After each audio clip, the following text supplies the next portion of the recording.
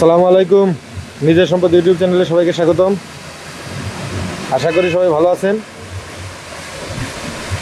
এই মুহূর্তে আছি মিরপুর বেড়িবাঁধের পূর্ব দিকে নবাবের বাগ থেকে এই ভিডিওটি করতেছি আজকের এপিসোডের জন্য।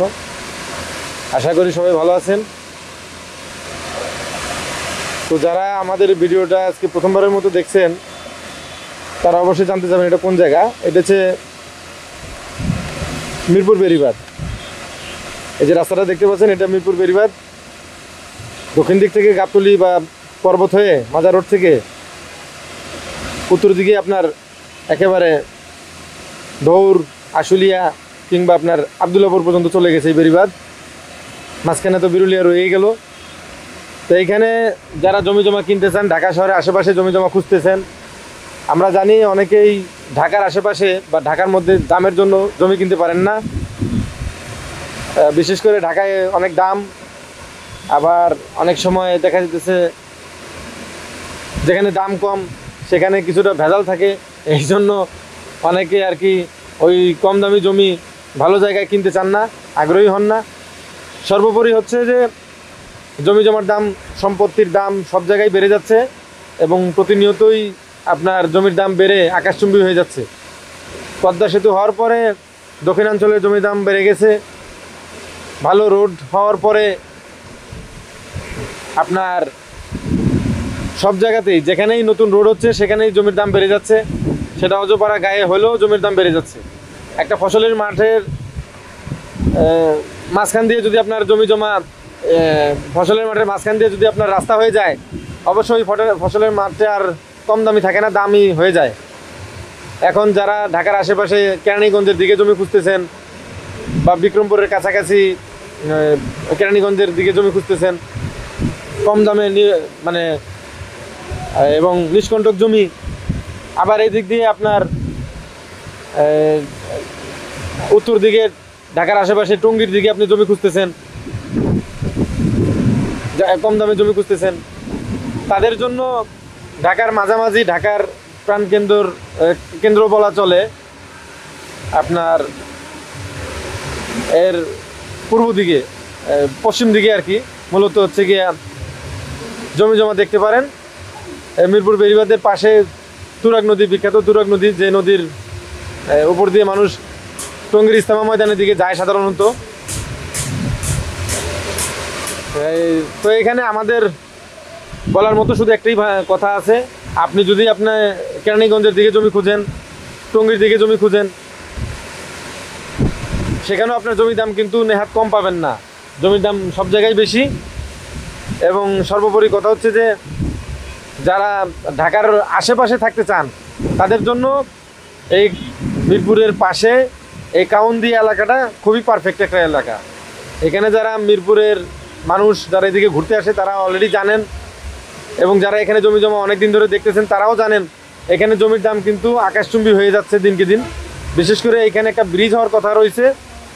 এই ব্রিজের কাজটা যদি কোনোভাবে শুরু হয়ে যায়, এখানে আবারও ভবিষ্যতে একটা সুযোগের ভালো কিছুর জন্য এখানে কিন্তু জমির দাম বেড়ে যাবে। এখন যে কথাটি এখানে বলতে চাই সেটা হচ্ছে যে যারা, এবং অন্যদিকে যারা জমি জমার ঠাঁই খুঁজতেছেন, মাথা গোঁজার জন্য একটা জায়গা খুঁজতেছেন এখানে কম দামের মধ্যে, তাদের জন্য একটা ভালো সুযোগ। তবে আবার একেবারে কম দাম ধরে নেবেন না।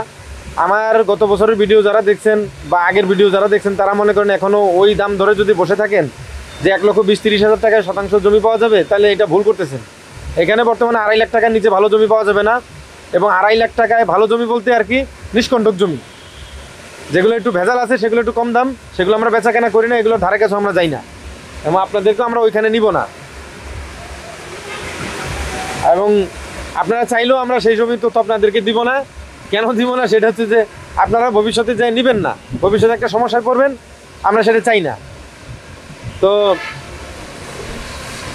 এখানে আসল বিষয়ে আসি, সেটা হচ্ছে যারা এখানে জমি জমা, যারা টাকা পয়সা ইনভেস্ট করে রাখতে চান, অবশ্যই যে কোনো জায়গায় ইনভেস্ট করে রাখতে পারেন। তবে আমাদের জন্য, আমাদের পক্ষ থেকে একটা পরামর্শ, সেটা হচ্ছে যে এই পানিতে, এই ডোবায় ঢাকা শহরের আশেপাশে এই পানিতে ডোবায় ইনভেস্ট করে রাখেন। 8-10 বছরের জন্য যাদের সময় আছে তারা ইনভেস্ট করে রাখেন। তারা এখানে সুপার ডুপার হিট, ইনশাল্লাহ সুপার ডুপার হিট মারতে পারবেন। এখানে আপনারা নির্দ্বিধায় জমি জমার ভালো কাগজ দেখে যদি ইনভেস্ট করেন 5-6 বছরের জন্য টাকা 2 গুণ 3 গুণ 4 গুণ 5 গুণ পর্যন্ত আসতে পারে।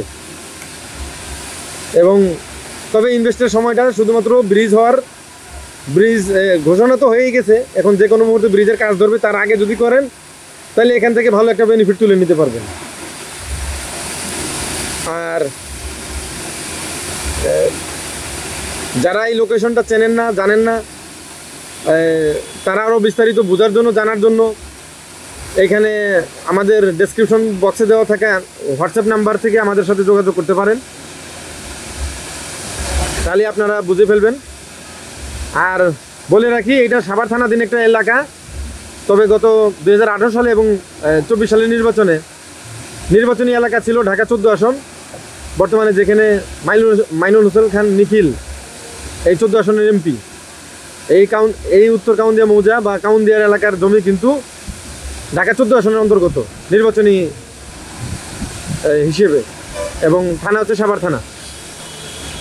যাই হোক, যারা সাহস করে জমি জমায় ইনভেস্ট করে রাখতে চান, টাকা পয়সা বিনিয়োগ করে রাখতে চান, কম কিংবা বেশি, এবং এই ভবিষ্যতে সুপার মারতে চান, 6 মারতে চান, ছক্কা মারতে চান, এই বাউন্ডারি মারতে চান, তাদের জন্য এটা একটা ভালো সুযোগ। আসুন, জমি দেখার আমন্ত্রণ রইল। যারা অযথা ঘোরাফেরা করেন, সময় নষ্ট করেন, তাদের কাছে অনুরোধ, অযথা আসবেন না। পকেটে পয়সা থাকলে আসবেন, অন্যথা আসার দরকার নাই। সময়কে যদি আপনি মূল্যায়ন নাও করেন, আমরা অন্তত পক্ষে সময়কে মূল্যায়ন করি। হয়তোকে এসে এখানে দেখে লাভ নাই। আর একটা কথা বলে রাখি, এই যে ডোবা দেখতে পাচ্ছেন, এই ডোবাই কিন্তু সম্পদ লুকায়িত আছে এখানে প্রতি শতাংশ সম্পত্তি প্রায় 5 লাখ টাকার মতো বেচা কেনা হয়।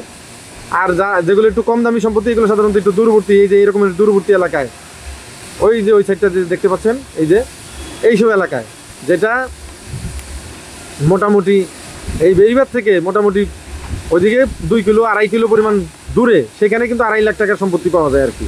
কাছাকাছির দিক দিয়ে এখানে কম দামি সম্পত্তি পাওয়া যায়। তবে এই কাছাকাছির এদিক দিয়ে একটু দাম বেশি তুলনামূলকভাবে। এই তুলনামূলকভাবে দামি সম্পত্তিও যদি কিনে রাখেন, ব্রিজের কাজ ধরলে অন্তত পক্ষে 1.5 থেকে 2 গুণ টাকা এখান থেকে প্রফিট নিয়ে ইনশাল্লাহ চাইলে বিক্রি করে প্রফিট নিয়ে যেতে পারেন। সর্বোপরি যাদের ইচ্ছা আছে জমি জমা ইনভেস্ট করার, জমি জমা কিনে রাখার, যাদের সামর্থ্যর বাইরে চলে গেছে ঢাকায় বসবাস করার, বিশেষ করে ঘর ভাড়া বেশি, জিনিসপত্রের দাম বেশি, খাবার খরচ অনেক বেড়ে গেছে, তারা যদি চান যে অদূর ভবিষ্যতে নিজেদের একটা ঠিকানা হোক, তাহলে এই কাউন্দিয়া চলে আসতে পারে। এখান থেকে যোগাযোগ খুবই সহজ, মিরপুরে 1, 2, 10 এখান থেকে খুব সহজে যাওয়া যায়। এবং এই এলাকা থেকে আপনি সহজে সাভার যেতে পারবেন, এলাকা থেকে খুব সহজে আপনি উত্তরা যেতে পারবেন, এলাকা থেকে সহজে আপনি আশুলিয়া, আবদুল্লাপুর, টঙ্গীর দিকে যেতে পারবেন। যোগাযোগের সুবিধার ব্যাপারে 100% বলা যায় আর কি।